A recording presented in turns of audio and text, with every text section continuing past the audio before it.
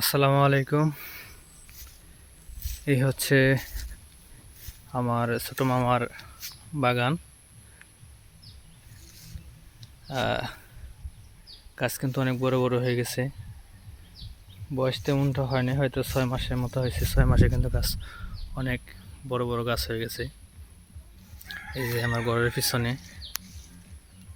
অনেক মোটা মোটা গাছ হয়ে গেছে। আর হচ্ছে সব গাছই কিন্তু প্রায় একই সেম। যেহেতু আমার মামা ডোবায় থাকে, উনি তার বাগান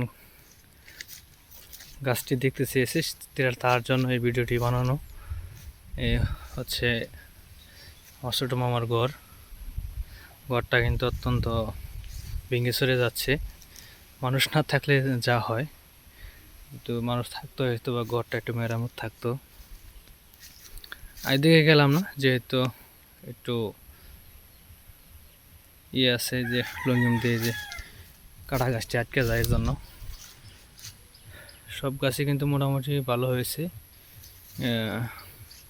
কিন্তু এই সাইডের চাইতে দক্ষিণ সাইডের চাইতে আমাদের উত্তর সাইডে যে গাছগুলো, এই গাছগুলো একটু বেশি ভালো হয়েছে আর কি, আমার জানা মতে। সবটি ভালো হয়েছে, যেটা ফাঁকা ফাঁকা হয়েছে গাছগুলো অত্যন্ত ভালো বেড়ে উঠছে অল্প দিন নেই। গাছ লম্বা লম্বা হয়ে গেছে। এই 6 মাস যাওয়ার পরে হয়তো আর বেড়াটা লাগবে না, ইনশাল্লাহ। গাছ অনেক বড় হয়ে গেছে।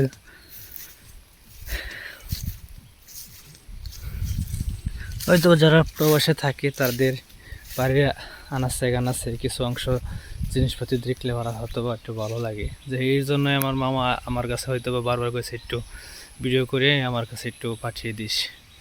যাই হোক, মামার জন্য অপরন্ত ভালোবাসা রইল। আল্লাহ তাআলা যেন ওনাকে ভালো রাখে, সুস্থ রাখে, আবার যেন দেশে সুস্থভাবে থাকি, আমরা ফেরত পাই। আল্লাহ তাআলা যেন আমাদের মাঝে ফেরত দেয়, প্রবাস জীবন শেষ করে যেন আবার চলে আসতে পারে নিজ স্থানে। এই যে গাছ কিন্তু অনেক লম্বা লম্বা গাছ হয়ে গেছে, ইনশাল্লাহ অনেক বড় বড় গাছ। প্রায় সবটি গাছই প্রায় সেম।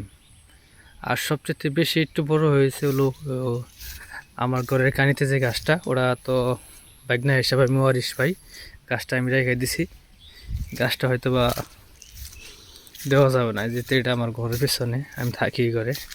এই কানির গাছটা, এই যে এটা আমার কাছে বাগনা ওয়ারিশ পাই, সেই হিসাবে গাছটা আলাদাভাবে স্পেশালভাবে ওই জায়গায় কানিতে হয়েছে থেকে গাছটা বর্তমান যুগে আমার, যেহেতু মামুর বাড়ি ওয়ারিশ। ঠিক আছে মামা, ভালো থাকেন, সুস্থ থাকেন। ভিডিও দেখার পর ইনশাল্লাহ কল দিবেন, আশা করি। যা হোক, ধন্যবাদ আপনাকে। আসসালামু আলাইকুম।